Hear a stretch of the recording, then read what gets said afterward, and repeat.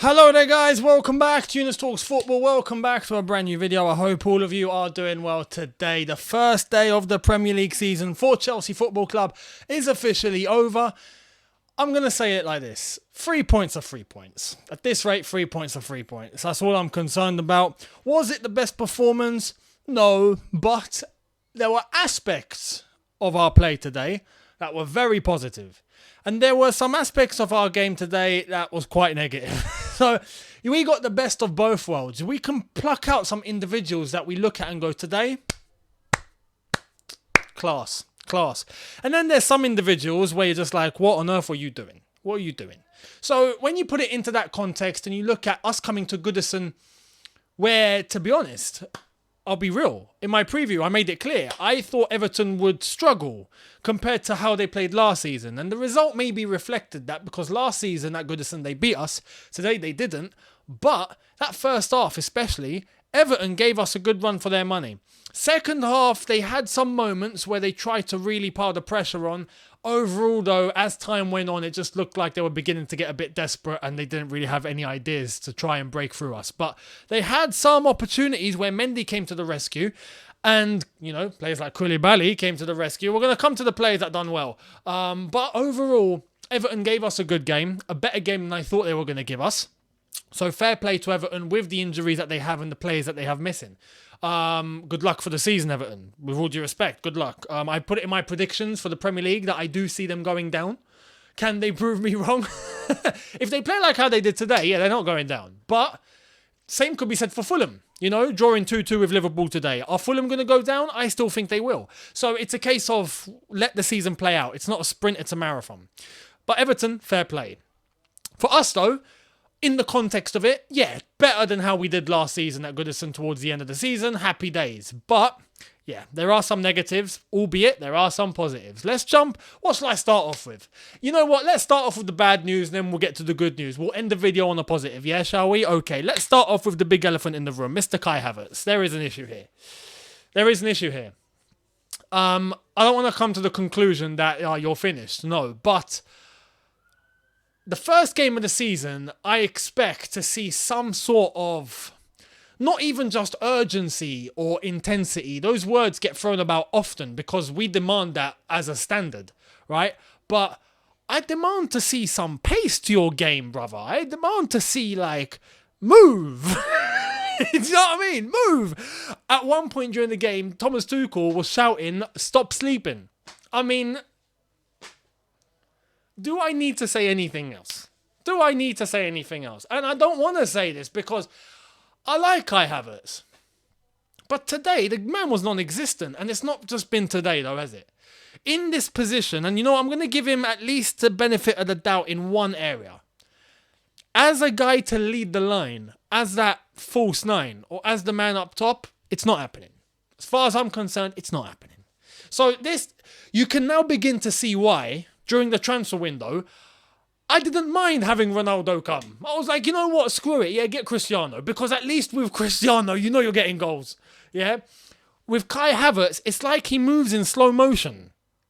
You know, it's like he's trying to do what Berbatov used to do. The thing is with Berbatov, man used to create something from nothing. And he'd still score. And even though he's walking in slow motion, he still gets past defenders. I don't know how Berbatov used to do it, all due respect. For the man that used to walk during football matches, I don't know how he became a professional footballer in the Premier League at that such a high intensity when the man just rocks up and it's like he's just had, I don't know, it's just like he's just rocked up to a party. He's ready to just chill.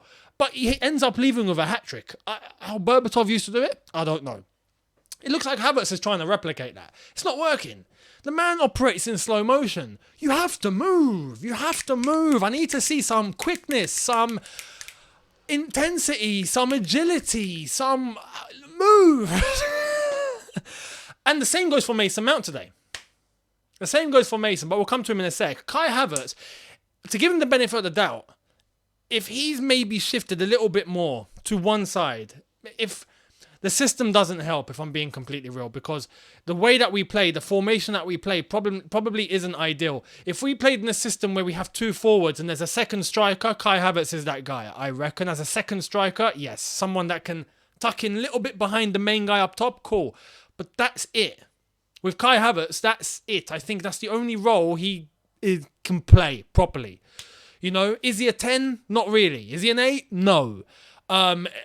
Is he a second striker? Yes. Is he a man up top? No. Is he a right winger? No. Is he a left winger? No. You know what I mean? He's very specific. And I don't know if that's a good thing for us, I'll be real. He's 21 and that's one thing on his side, but at 21, I expect him to move quicker than he did today, man. I really do. So Kai Havertz, look, this is why I'm screaming for a striker. I'm screaming for someone who can lead the line, someone that can play as a forward, because it's just not enough. Broja came on and gave us more in those 10-15 minutes that he was on the pitch than Havertz did, including today and the last bit of last season. You know, and you know, is Broja the finished article? No, nowhere near. He needs development and all sorts, absolutely. But you could see that he was there. Havertz didn't look like he was there, you know. And as I've said, that's Havertz. Mason Mount today, same like Havertz. It's like they came as a package today, you know. As soon as Mace came off, Havertz came off. We brought on the lads that we brought on. You see some more to our game, especially midfield. We were beginning to create more. Sterling had a little bit more link up. That's someone I'm going to come to in a little bit. But yeah, Mason and Kai Havertz today, way off the mark. Reece James, some good patches of the game, some not so good patches of the game, if I'm being real. I just think that's fitness. He just doesn't look 100% yet. When he is 100%, I think he's going to be flying, but the one thing I have to criticise, not just him, but the entire team today with the set pieces. What on earth was that today? Corner balls and all sorts, hitting the first man, going into the into the stands. A complete loss of accuracy with our set pieces and our dead balls today. Terrible. First thing tomorrow at the training ground, lads, or if you've got the day off, you got the day off. But first thing, you know, the next training session, set pieces, please, because we were horrific with set pieces today. My goodness, there was a couple of good balls in, of course, but overall, just not good enough. Terrible. Apart from that, look. In midfield, I feel like sometimes we get caught out in space, yes, but overall, I feel like we had control of the midfield, so fair enough. And defensively, look, I think this is where we get to the good parts. You know, Edouard Mendy today did save us on a couple of occasions, cool. The back line, look, Koulibaly. We have a rock-solid defender there. We do. This is where we're going to come to the positives properly, yeah? Koulibaly, fantastic. Fantastic.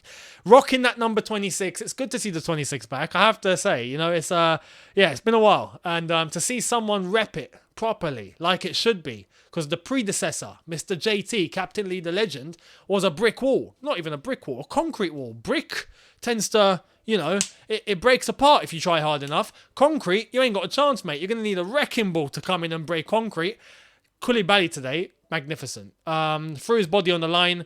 Was very strategic, was very quick, was in great positions, got his tackles in, his timing was perfect, he's good in the air.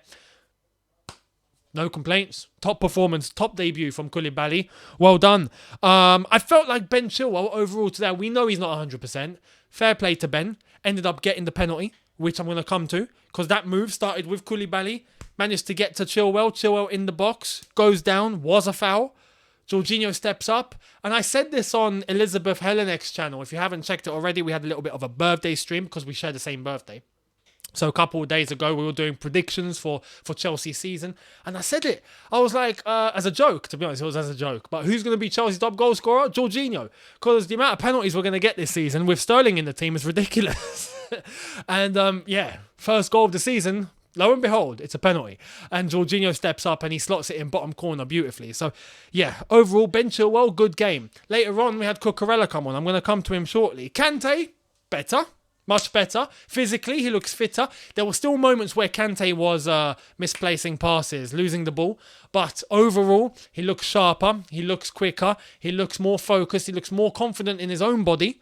So I'm hoping we're going to get a stellar Kante performance this season, consistently. Fingers crossed. And Raheem Sterling. Raheem Sterling today, for me, man of the match. Man of the match, hands down. The man was everywhere. And the one difference that I've noticed with the way that Raheem Sterling was used at Chelsea today compared to how he was used at Manchester City is the amount of freedom Sterling had today. The man was everywhere. He was in the middle. He was on the left. He was on the right. He was coming deep. He was going forward. He was everywhere.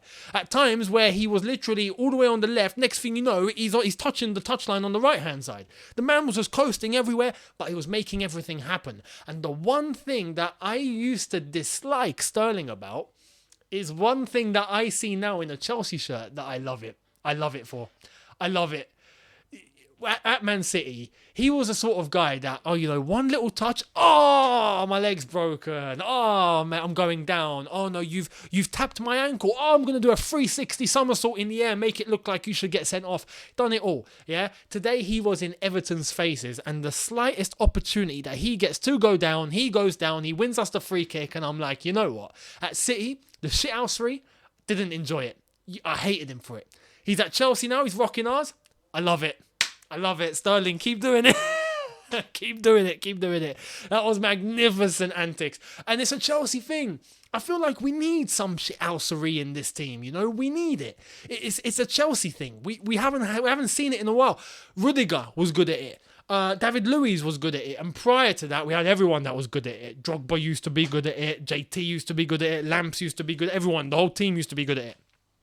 Whereas now, I feel like, it's a very, very good attribute to have. So Sterling, he was everywhere today. He was quick. He was running past players. He was direct. He was linking up. He was getting into good positions. He was doing all sorts. The one thing that I see him do, which we've needed in this team, is the way to go straight and direct with a ability to take a risk, and pull it off. And if he loses the ball, he's going right back and he's winning it back. Sterling, his energy today was magnificent. But on the ball, he was class. And I'm very, very happy that he's in this team. I think he needs more help up top. I think he's a little bit alone, if I'm being real. But yeah, Sterling, magnificent. And even the substitutions. We had the subs come on. Pulisic, I would say, looked better overall. Well, yeah, what wasn't, fantastic. But when he came on for Mount, you could see there was a little bit more moving in our game. There was a little bit more agility in our game. It wasn't just so static, which I felt like Mason was today. It was a case of get the ball, don't really know what to do with it. Pulisic come on, and you saw the couple of dribbles that he was making and whatnot. And that's the one thing that I doubt Mason on, is his technical ability on the ball to be able to have some spice to his game as a attacking midfielder where you need to be providing. I don't know if he has that. Pulisic today did show a glimpse of it. So fair play to him. Loftus-Cheek came on, done all right. Fair play to Ruben. They both played for 25 minutes. Both had decent displays. Cucurella come on. Broja, and then later on we had Gallagher. But when Cucurella and Broja came on, I changed the game. Cucurella, you can just see, is comfortable. He's comfortable. And this is why I wanted him in this Chelsea team. He is of a caliber where I can look at him and go, you're Chelsea quality. Immediately, from the get-go, you are Chelsea quality. You have a standard in your game. You don't dip. You're consistent. And that's what we used to have in abundance. And I feel like now, as Thomas Tuchel said, yes, we are in a bit of a transition. But we need those players. And Cucurella come in today. He looks so comfortable. Every time he gets the ball, he just knows exactly where to go. He's already made up his mind. And he pulls it off. Some of the... two examples. There was two moments of the same example in the game today where I'm like, you're different. You see, this is what I like. He had the ball on the left-hand side. He was a 1-2, which I'm not sure. I think it was with Kante. Kante got caught offside for one of them. And there was another chance where I forgot what player it was. But Cucurella, 1-2 with Kante. Kante makes the run. There's a player marking Cucurella. The option which we normally go to, guess what it is? Yeah, you pass backwards. Okay, look, I've got a man coming. Kante's in front of me. I can't get it to him. I'm going to pass backwards because it's my only avenue. And that's what we would normally do. And then we start again. Cucurella? Nah. Cucurella, I'm going to make it look like I go backwards. Give it to Kante. And he's done a 360 on him. And he's done it twice. Creativity. Being able to get yourself out of a situation. We need to get players that have that ability. That way we can be unpredictable. That way we can catch opponents off guard. And Cucurella comes in and he just knows what he's doing. So fair play. And Broja, I've already mentioned Broja. Broja, for the little bit of minutes that he had on the pitch today, he was positive. He was present. He was there. You know, he was strong enough. He was moving quick enough. He was, you know, and I reckon if he had 90 minutes, I reckon he'd put in a better performance than what we saw in Kai today. So overall, happy days. Look, we got a win. Is it enough for the Tottenham game? Right now, I'm gonna be real. No, because Tottenham today looked unreal. Yes, they went 1-0 down, but as soon as they went 1-0 down, all guns blazing, and albeit, yes, Southampton didn't look fantastic, but Tottenham look serious. They're coming to the Bridge next week. We have to be on our A game. And there are players here that are asleep, that need to wake up. If not, the players that came on later on, decent. Gallagher come on, he had what, 4 minutes, 3 minutes? But then he had 10 minutes of stoppage time. I mean, well, not even. Actually, yeah, not even. No, not even. He had minutes. He had a couple of minutes, right? Not enough to judge him. Not enough to judge him. So we'll see what happens later on going in the fixtures to come. But overall, look, I'm just happy we got 3 points. Let's move. We're in the top 6 of the table so far. We'll see what happens with the others that play tomorrow and onwards. And yeah, bring on Spurs. But we'll analyse that closer to the time. Let me know what you thought today. Much appreciated. Hit me up in the comments. And I'll see all of you tomorrow for a brand new video. Let me know what you think. Hit the subscribe button if you are new. Hit the notification bell to be notified once I've uploaded. Smash the like button if you've enjoyed this. And I will see you tomorrow. Have a good one, people. In a bit. Take care. And peace.